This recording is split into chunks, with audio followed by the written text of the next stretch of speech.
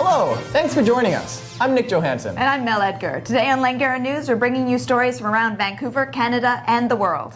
Now, on to our top stories. The verdict was not guilty, and now rallies are taking place across Canada in support of victim Cindy Gladue and women like her. In downtown Vancouver, people gathered outside the BC Supreme Court to express their outrage at the decision. Kelvin Golly brings us that story. Roughly 200 people gathered outside the courthouse in downtown Vancouver today. They were demanding justice for Cindy Gladue and other Aboriginal women across the country. The rally was one of many held in Canadian cities and towns. Gladue, a 36-year-old sex worker and mother of two, was found dead in an Edmonton motel 4 years ago. Truck driver Bradley Barton was charged with her murder, but was recently acquitted. Speakers at the event criticized the Canadian justice system. This system was created to eradicate Indigenous peoples off of this land. It was never meant to protect us. It was never meant to ensure our rights and our safety. And Cindy Gladue is just another glaring, obvious, horrific reminder of that truth. The event brought together a diverse group of men and women, both Aboriginal and non-Aboriginal. There was traditional singing and drumming, messages from community members who have lost loved ones, and speeches from a range of community organizations. Power doesn't concede on its own. You have to force people in power to be able to hear you and know that you won't stop until there is change. So I think it's absolutely important that we come out to these rallies and support them. The Crown prosecutor in the case announced yesterday that he will appeal the verdict. According to Claire, public demonstration, like today's, were instrumental in pressuring for the appeal. Although Gladue's death took place in Alberta, speakers said that the issue of missing and murdered Aboriginal women is systemic and not unique to any one region. That we're not going to stop. And, you know, for every murdered Aboriginal person, woman in Canada, if there was a rally like this every single time, everybody's going to notice. The Crown prosecutor has said his decision to appeal is not related to these rallies, but is rather a matter of law. For Langara News, I'm Kelvin Golly. It's decision time for Vancouverites in the transit vote. Today, the City of Vancouver put on an information session to push for a yes vote, but as Anna Dimuff reports, it failed to draw a crowd.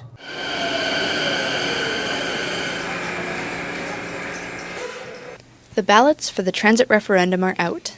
As voters decide which side to choose, the City of Vancouver is continuing its efforts to promote a yes vote. It organized a pop-up City Hall at the SFU Harbour Centre today, but the apathy towards the referendum continues. Probably that ballot was taken by my housemates. Yeah, I never saw it. Did you get a ballot in the mail? I don't know. My wife does all that. I think I did, though. Yeah? Yeah. According to reports, so far only about 13% of city's residents have submitted their ballots. Yes is the right answer. I also feel very strongly that accountability is very important for the Transit Committee and for TransLink to make sure they're becoming more efficient in using those funds and can actually avoid cost overruns and put those funds to good use. But if they can put them to good use, then I'm a supporter. Through such open information sessions, the city is trying to educate the public about the benefits of voting yes. City staff and a transportation engineer were present to answer any questions from the public. For Langara News, I'm Anna Dimuff. The city is proposing to build social housing above an unusual spot, a fire hall. Dustin Godfrey was at an open house to find out what people think about the idea. In a city where affordable housing is in short supply, Vancouver is opening up new and creative ways to build social housing in public buildings. At an open house last night, the city showcased its most recent attempt to bridge the gap. 4 floors of affordable housing units will be built above a fire hall in Champlain Heights. As a nonprofit agency to build social housing, you have to be creative. You're going to be partnering with different groups, partnering with municipalities, so that any advantage that you can get that will help to bring the cost down in order for us to provide social housing, that's what we have to do. As Vancouver grows in population, social housing isn't the only thing that will be needed.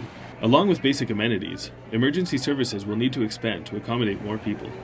Built in 1952, Vancouver's Fire Hall number 5 is in need of an overhaul. We're expecting some large growth in the neighborhood, population growth, so we're thinking long-term and forecasting the need for a larger, more substantial fire hall, taking in consideration seismic upgrades, post-disaster upgrades, so this is going to be a hub of the neighborhood and something that's going to last. The housing units are available for single mothers and their children, but living above a fire hall has presented some concerns surrounding noise levels and a busy intersection. Staff at the city have been working with an acoustic engineer to keep the noise at bay, and some say living above trained firefighters would be a unique security system. Maybe would you feel more secure with 9 or 10 firemen living underneath you, because we're here 24 hours a day, 7 days a week. So. Some local residents say this is a great way to tackle Vancouver's housing issues and welcome the fire hall housing hybrid.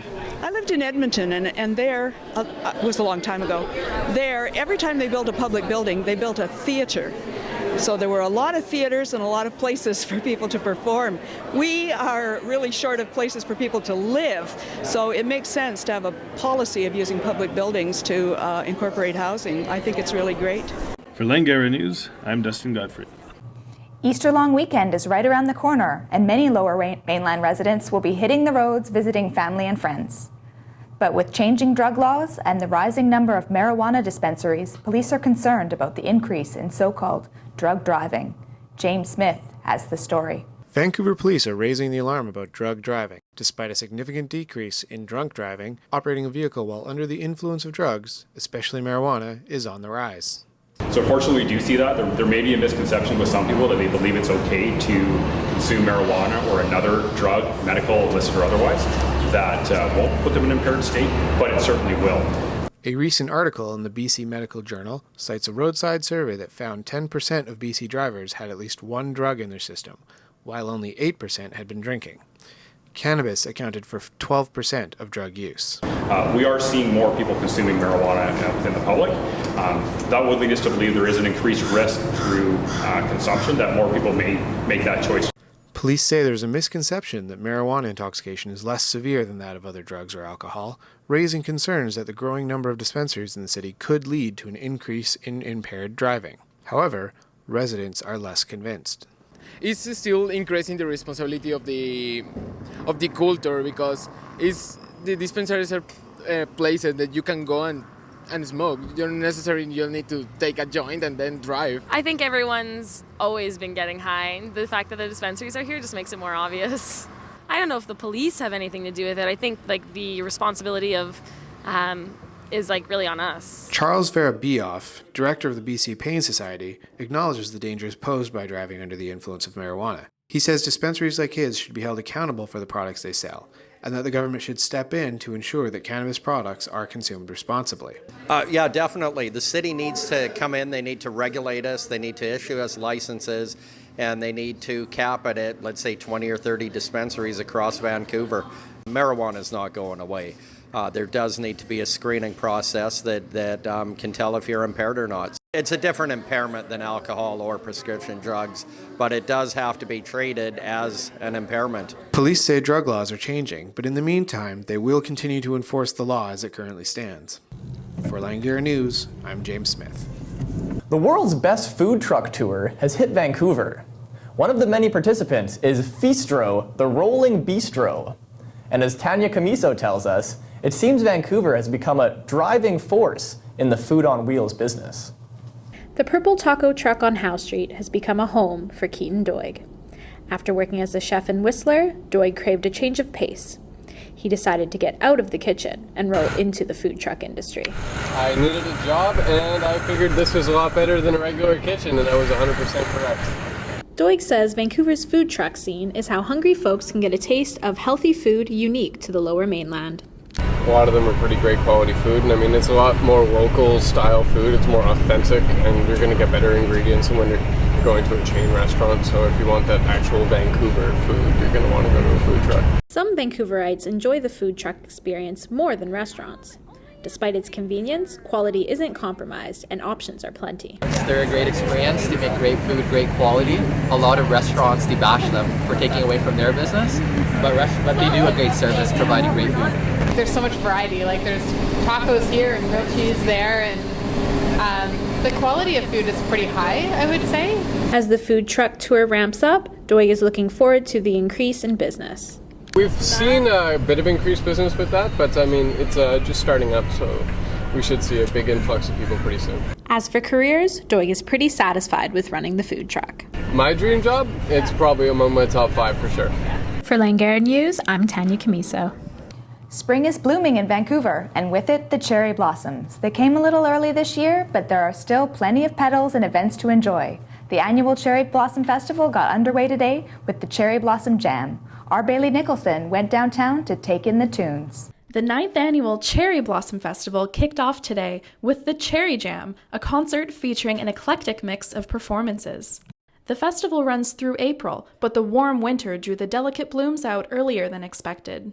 Each year, cherry blossom festivals commemorate Tokyo's gift of 3,000 cherry trees to Washington, D.C. in 1912. The Jam brought people out with performances by Vancouver Metropolitan Orchestra String Quartet, dancers from the Pro Art Dance Company, and a national yo-yo champion. Vancouver has almost 30,000 cherry trees, whose blossoms feature prominently in Japanese visual arts, music, and poetry. It's a sort of a spiritual thing. The people admire the short life of the cherry trees, beautiful but short. So we feel sort of a beauty of that kind of lifespan of the cherry tree. Can make you feel insane, but the sweetness of the blossoms makes me feel awesome. In many neighborhoods, the cherry blossoms have already come and gone, so this year, the chief cherry scout has to work overtime to let people know where the best blooms are hiding. So we need to know the update, then make announcement on our website. The best location will be the Langara College and also between Langara Golf Course. In that area, they have at least 5 to 6 kinds of different kinds of cherry tree. Festival organizers were concerned that there wouldn't be enough trees still in bloom for the Jam event, so they brought in reinforcements. The Cherry Blossom Festival organizer reached out to us. They're like, oh no, we're seeing that the season is ending like really quickly, and they're like, we need some help with people taking photos of cherry blossom. And we told them that, you know what, we can just bring our backdrop here and customers walking by the festival can still snap their photos with cherry blossom. Take in the festival's events this month and behold the fleeting beauty of the cherry blossom before they're gone. For Langara News, I'm Bailey Nicholson. And now, whether you like it or not, we're going to Jess Hovanes with the weather. The last few days, it seemed like spring has really sprung into action here in Vancouver. We've seen some cherry blossoms, green shoots are coming up in people's gardens, and the sounds of birds are everywhere. But don't get too comfortable, because this weekend we're going to see some rain. Tonight we can expect the clouds to continue rolling in with a 40% chance of showers and a low of 7 degrees. The temperature will warm a little on Friday up to about 10 degrees, but don't expect that rain to stop. It's going to continue through the night and well into Saturday. Showers should abate about midday on Saturday, and the sun will gradually come out, bringing a glorious Easter Sunday. Unfortunately, that's going to be the best day on your long weekend because, again, on Monday, clouds will start to roll in again, and we can expect more rain next week. And that's your weather. I'm Jess Hovanes. It's really cold out here. After the break, how winning a $500 lotto ticket ended in death, and the arrest of 2 women today in connection with an ISIS-inspired terror plot in New York. For some reason, people still have a really hard time separating their recycling properly. They can't seem to understand the pictures on the organics bin. Just because it looks like it fits in this bin doesn't mean it goes there. Have no fear, Adam's here. Adam patrols the bins to save the planet from people like you.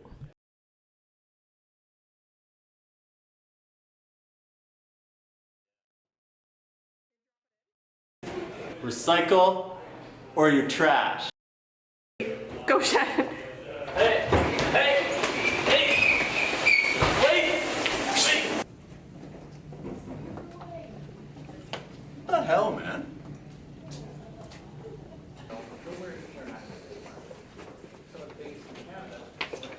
What's it, dude? Which way you going, bud?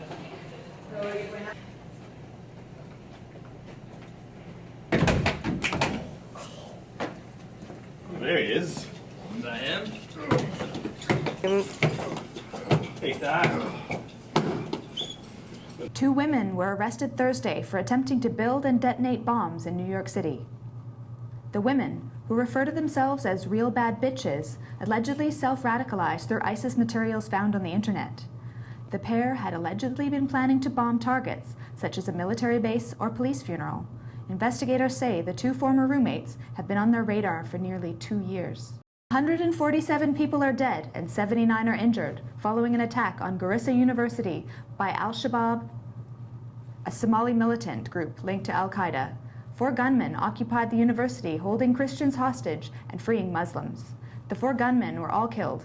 A manhunt is now underway for suspected Al-Shabaab leader Mohammed Kuno. Iran has reached an understanding with the US and the European Union on limits to its nuclear program. While a mutual framework is now in place, final details won't be worked out until the end of June. Western diplomats warn there are still significant differences to clarify. An Alabama man who spent nearly 30 years on death row is having all charges against him dropped. Anthony Ray Hinton won't be retried for the separate 1985 killings of 2 fast food managers, since new test results couldn't match bullets to the crime scene. It was not their lucky day. A Texas couple is dead after a fight over a lottery scratch-off ticket worth $500. Terry Martin shot his long-term girlfriend, Larice Hampton, and then himself in the master bedroom of their house. Today in national news, Canada's mission overseas is costing millions, and that won't end anytime soon. According to Defense Minister Jason Kenney, the price tag for Canada's operations in Syria and Iraq will total more than $500 million. The price will go up before this time next year if Canadian forces are still in the Middle East. An independent report is concluding that the October 22nd killing of Parliament Hill gunman Michael Zehaf-Bibeau is justified. The report was conducted by the Ontario Provincial Police and details the events that led up to the shooting of Bibeau. A 34-year-old Calgary man faces several animal cruelty charges when a badly cut and beaten dog was found in his backyard a week ago. Robert Malcolm Nicholson is charged with causing unnecessary suffering to an animal and break and enter. Police believe a dispute between Nicholson and his tenants resulted in the savage killing of the dog. A Calgary teacher, Neil Bantelman, has been found guilty of child sex abuse in Indonesia and sentenced to 10 years in prison. The charges against Bantelman and an Indonesian teaching assistant relate to the alleged sexual assault of 3 boys at the international school where they worked. Bantelman's wife, Tracy, says the defense wasn't allowed to present evidence or witnesses and plans to appeal. After the break, if you're heading down to the Vancouver Fan Expo today, you might catch a glimpse of William Shatner. That's right, the real Captain Kirk. And we'll tell you the latest in the FIFA Women's World Cup turf war. Yeah, my class ended early, so I don't really have anything to do for like 2 hours. Yeah, I'm just sitting on a bench alone. I swear, I am. I'll prove it. Let me take a selfie.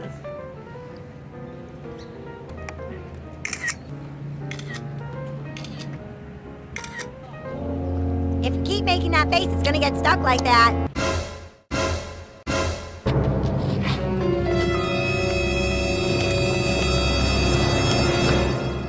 No lips were harmed in the making of this film. Depression affects approximately all journalism students at some point. Sufferers experience intense donut cravings, decision paralysis, obsessive grammatic disorder, emotional outbursts and fits. In extreme cases, students have been known to self-harm with the CP Style Guide. If you or someone you know is suffering from depression, suck it up. It's only 8 months. Now, in entertainment news, Lena will tell us about a couple sci-fi superstars beaming their way into Vancouver. Thanks, Nick. That's quite a pin. Megastars William Shatner and Carrie Fisher are in town for Vancouver's premier sci-fi event, Fan Expo. The expo runs April 3rd through 5th at the Vancouver Convention Centre and features 13 celebrity guests, workshops, Q&A, and cosplay. The Fast and Furious 7 is set to premiere tomorrow, almost 2 years after the death of its star Paul Walker in a tragic car crash. Walker died mid-production, which delayed filming. But using body doubles and recycled footage, director James Wan was able to finish the much anticipated film. Celebrate Easter with the family this weekend at some of Vancouver's favorite places. Stanley Park is offering rides on the miniature train for the little ones again this year. Easter brunch is being held at Grouse Mountain along with bunny visits and egg hunts. Or check out the annual sellout Amazing Egg Hunt at the Van Dusen Botanical Garden. For dates and more info, visit our website. That's it for entertainment. Have a great Easter weekend. FIFA Women's World Cup Canada 2015 is coming to Vancouver, and BC Place is getting a new top-of-the-line turf. People are tight-lipped about turf these days, though. Sandy Powlick found out why. BC Place is getting turfed. Turns out, turf is a tough and somewhat contentious topic these days. We spoke to some soccer experts to find out why. One of them being the health issues that came up in an article a few months ago about whether turf's affecting and causing cancer with the rubber pellets. I don't know in terms of the validity of it, how much of it is true. Obviously, there's synthetic products in there, and maybe the breathing of the material, or if you ingest the material, may produce some of that. I think it's still early, but obviously something that has to be considered for sure. Part of the issue with turf involves a difference between men and women. Men play on grass, but women play on turf. The other issue is with the Women's World Cup going on, with men's competition, the FIFA World Cup being on grass only. However, according to FIFA rules, it's that it needs to be played on the same surface, so you can't have half matches on grass, half matches on turf. Well, with the turf, obviously there's been some controversy. With the Men's World Cup, they play on grass. So obviously the controversy there, why is it that the World Cup now for the women are going to be playing on the turf? The other side of that story too is a lot of the international club teams, professionally for men, are now doing a hybrid of both grass and the turf. So turf may be tough playing ground for women, but it's hard on the body for everyone. Are there different injuries or more severe with grass or turf? Definitely, yeah. Turf definitely doesn't have as much give as the natural grass, where you would cut on the artificial grass. There isn't that give, and that's where pressure goes on ligaments in your knees and ankles, and that's why I think there's been such a big boom in those type of injuries in all players. Turf or grass for you? Well, personally, grass, I think, for kind of the traditionalist, and also I think in terms of your body for decreasing injuries, I think. Whether or not World Cup players tough it out on grass or turf partly depends on the city and the venue capacity. Vancouver somewhat forced, okay, we got to play at BC Place. We can have 45 or 60,000 stadium capacity, which for World Cup you'll need, and that's turf. For Langara News, I'm Sandy Powlick. Whether by cycling or walking, visitors to West Coast have no shortage of free places to explore. Travelers have named Vancouver as the #1 destination in Canada.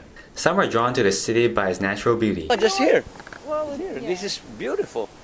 Very different from where we come from. All the mountains.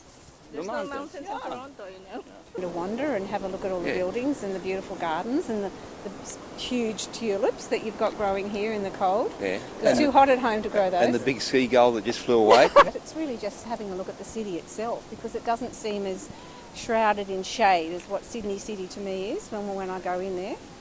At the moment, there's not that many people wandering around. When you go into the city of Sydney, you are hustled and bustled. There's loads of people everywhere. Yeah.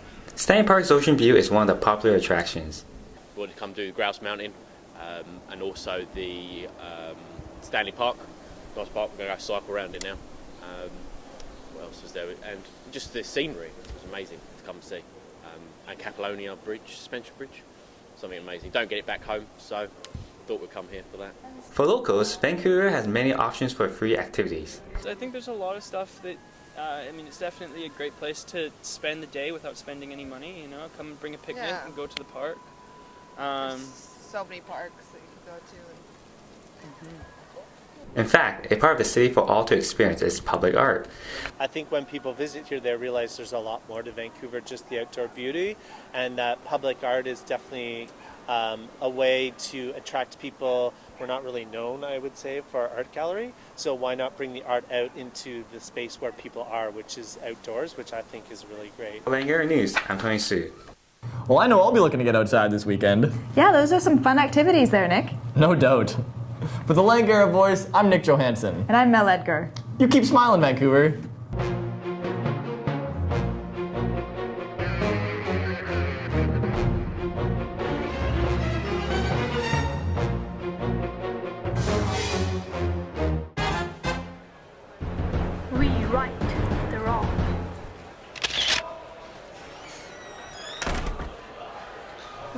are the watchdogs. We know the gossip. We are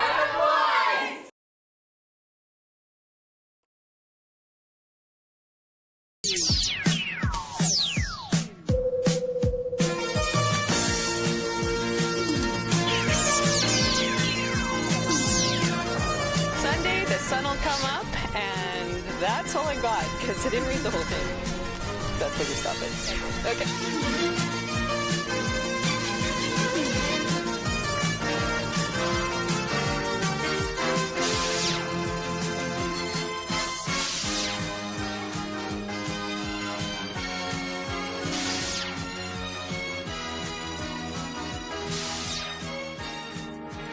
Hello, pass the joint. I'm Nick Johansson. And I'm hungover.